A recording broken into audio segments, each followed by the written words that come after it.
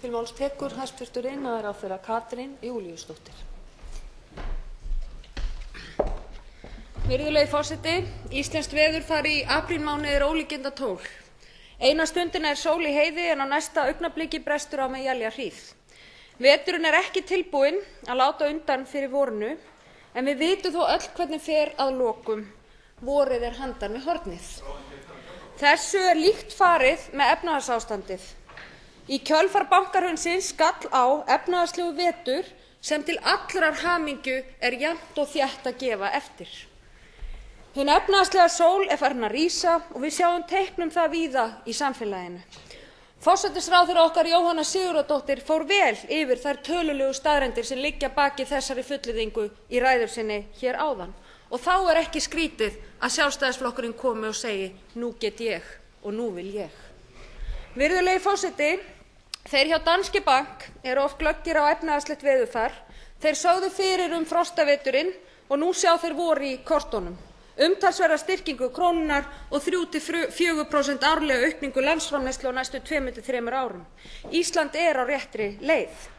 Það er auðvitað ekki allt í himnalagi, en okkur hefur tekist að snúa hér þjóðarskútunni við og við stefnum nú rétta átt. Við erum með stærðarna verkefni að vinna hér á atvinnuleysi og það er erfitt verkefni og þessi ríkisstjórn Jóhannu Sigurðardóttur vinnur hörðum höndum að því verkefni að útrýma hér atvinnuleysi. Virðulegi forseti, í starfi mínu sem iðnaðarráðherra sé ég alla daga þau tækifæri sem okkur Íslendingum bjóðast. Og það er ekki bara fuglar í skógi, heldur verk í hendi sem ég er hér að tala um. Þarna vil ég í fyrsta lagi nefna, og við getum nefnt fjárfestingar sem eru orðnar að veruleika núna á þessum vetri fyrir yfir 100 milljarða króna.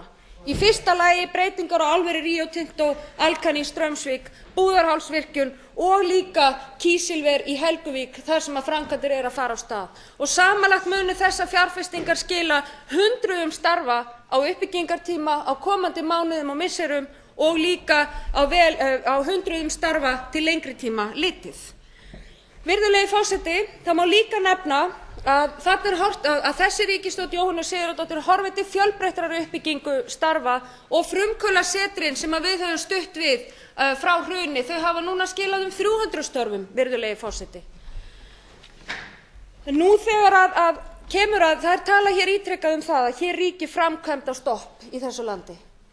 Þvílík öfugmæli, virðulegi forseti. Ég verð að segja það. Þetta fólk sem það segir er ekki að horfast í augu við veruleikann og það er ekki að fylgjast með því sem er að gerast hér í þessu ágæta landi. Vegna þess að það liggur núna fyrir, ef ég tek allra varlegustu áætlanir uppbyggingu í orkugeiranum, að það verður á næstu komandi árum að það verður byggð hér ný Kárahnjúkavirkjun. Það verður farið hér í framkvæmdir sem munu skila álíka afli eins og Kárahnjúkavirkjun skilaði. Og þetta eru staðreyndir, virðulegi forseti, þegar við teljum saman Norðausturland, þegar við tökum saman virkjanaáform líka á Suðvesturlandi. Og þetta eru áform sem að sátt ríkir virðulegi forseti.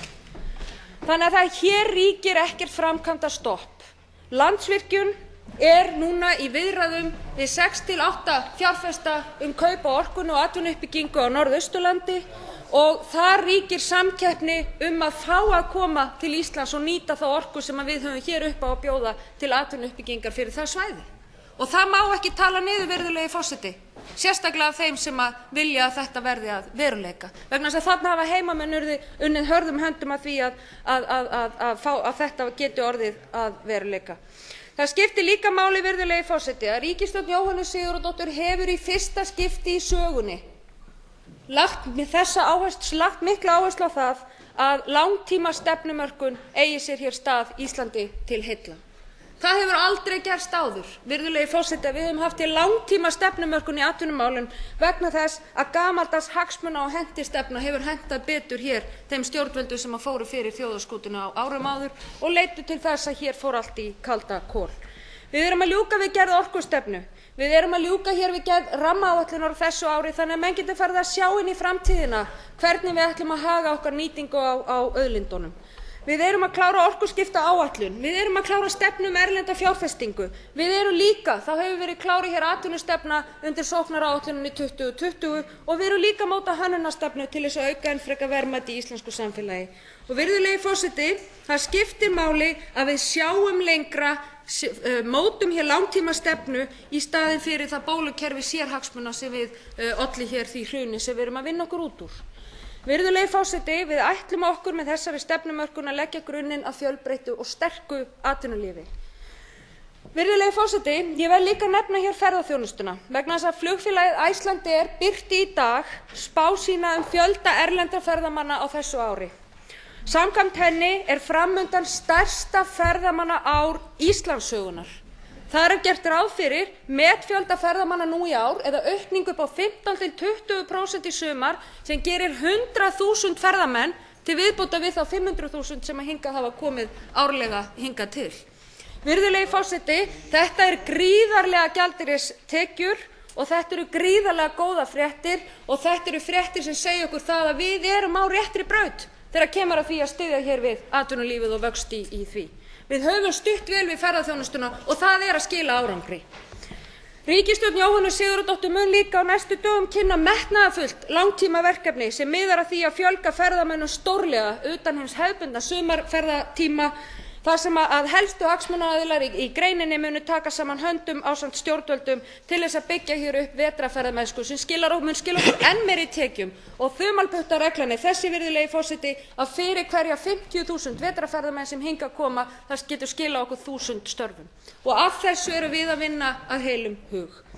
Virðulegi forseti, það koma alltaf upp pólitísk viðfangsefni sem ekki eru á stefnuskrá þeirra stjórnmálaflokka sem sitja í ríkisstjórn hverju sinni. Þjóðaratkvæðagreiðsla gott tæki til þess að leiða slík mál til lykta eins og við höfum séð.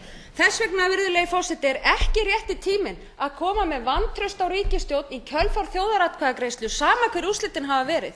Og það segir mér bara eitt, virðulegi forseti, að Sjálfstæðisflokkurinn hér grímulaust að sýna hvernig hann ætlar að fara með lýðræðið í framtíðinni. Hann á móti þjóðaratkvæðagreiðslu vegna þess að þetta ekki, virðulegi forseti, leiðin til þess að styðja við breytingar og styrkingu á lýðræðishefðum okkar Íslendinga.